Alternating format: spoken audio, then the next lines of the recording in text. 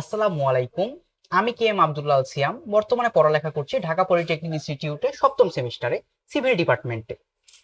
আপনারা যারা বর্তমানে 2026 সালে এসএসসি পরীক্ষা দিয়েছেন, আপনারা সকলেই অবগত আছেন যে এসএসসি পরীক্ষা পাশের পর ডিপ্লোমাতে পড়াশোনার অনেক বড় সুযোগ রয়েছে। আপনারা সেই সুযোগটাকে যদি কাজে লাগাতে চান, তাহলে আপনারা বিভিন্ন পলিটেকনিক ইনস্টিটিউটে ভর্তির জন্য আবেদন করতে পারেন। তবে সম্প্রতি ভর্তির ক্ষেত্রে নিয়মের ক্ষেত্রে কিছু ব্যতিক্রম এসেছে। যেমন আগে পলিটেকনিকে বেশ কিছু বছর কোনো ভর্তি পরীক্ষা ছিল না, কিন্তু বর্তমানে পলিটেকনিক ইনস্টিটিউটে ভর্তি পরীক্ষার ব্যবস্থা করা হয়েছে এবং তারই প্রেক্ষিতে গতবারও ভর্তি পরীক্ষা নেওয়া হয়েছে। আপনাদের যারা পূর্বের ব্যাচ আছে তারা সবাই ভর্তি পরীক্ষা দিয়ে দেশের সকল নামকরা সরকারি পলিটেকনিক ইনস্টিটিউটে ভর্তি হয়েছে। এবার আপনারাও যদি সরকারি বিভিন্ন পলিটেকনিক ইনস্টিটিউটে এবং ভালো ভালো ডিপার্টমেন্টে ভর্তি হতে চান, আপনাদেরকে অবশ্যই ভর্তি পরীক্ষার সম্মুখীন হতে হবে। আপনারা সকলে অবগত আছেন যে পলিটেকনিক ইনস্টিটিউট সমূহতে অনেকগুলো ভালো ভালো ডিপার্টমেন্ট রয়েছে, তবে তার মধ্যে কিছু ডিপার্টমেন্ট রয়েছে যেমন civil technology, mechanical technology, electrical technology, architecture technology এবং কম্পিউটার টেকনোলজি।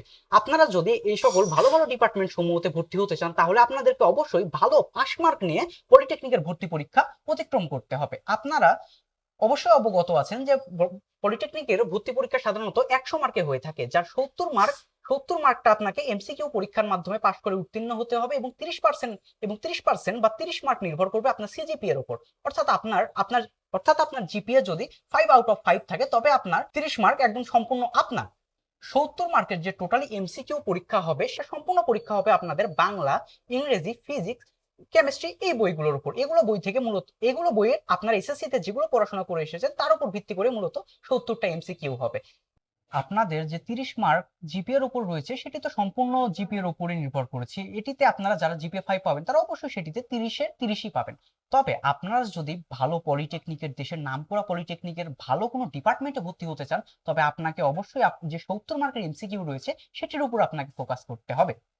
আপনি আপনি যদি সেইটাতে 70 মার্কের মধ্যে যদি 60, 65 বা আরো ভালো মার্ক আপনি তুলতে পারেন, অবশ্যই অবশ্যই দেশের ভালো ভালো দেশের নামকরা প্রতিষ্ঠানে ভালো একটা ডিপার্টমেন্টে আপনি ভর্তি হতে পারবেন। তবে আপনারা জানেন যে এসএসসির সিলেবাস থেকে ডিপ্লোমা ভর্তি পরীক্ষার হওয়ার সিলেবাসটি সম্পূর্ণরূপে আলাদা এবং অনেকটি পার্থক্য রয়েছে। যেমন সম্পূর্ণ পরীক্ষাটি এমসিকিউ নির্ভর।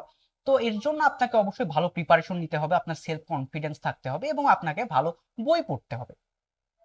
তবে গতবার যে ভর্তি পরীক্ষা হয়েছে, আমি সেখানে স্টুডেন্টদের সঙ্গে আলোচনা করেছি এবং তাদের কাছ থেকে ফিডব্যাক নেওয়ার চেষ্টা করেছি। তারা মূলত আমাকে একটি বইয়ের ব্যাপারে বলল।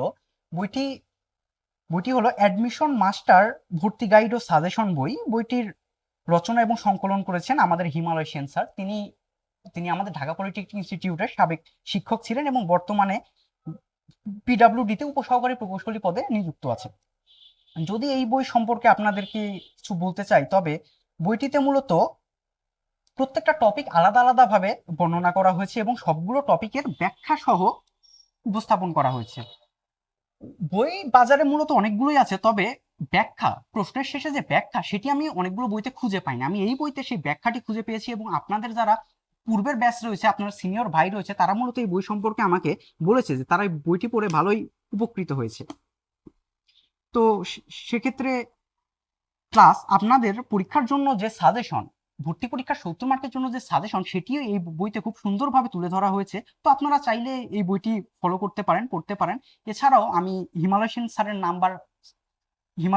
নাম্বার স্ক্রিনে দিয়ে দেবো, আপনারা সেখানে যোগাযোগ করতে পারেন। স্যার অনলাইনে বা অফলাইনে আপনাদেরকে সহায়তা করতে পারে, বা আপনারা চাইলে স্যারের সঙ্গে সরাসরি যোগাযোগ করে বইটি আপনারা অর্ডার করতে পারবেন। এছাড়াও আপনারা যারা ভর্তি পরীক্ষা দিতে ঢাকা পলিটেকনিকে আসবেন, তাদের সাথে অবশ্যই আমার সাক্ষাৎ হবে। আপনারা অবশ্যই আমার সঙ্গে যোগাযোগ করতে পারেন। এছাড়াও ভর্তি পরীক্ষা রিলেটেড যে কোনো প্রশ্ন আপনারা আমাকে জিজ্ঞাসা করতে পারেন, আমি আপনাদেরকে সর্বাত্মক সহযোগিতা করব। ধন্যবাদ সকলকে।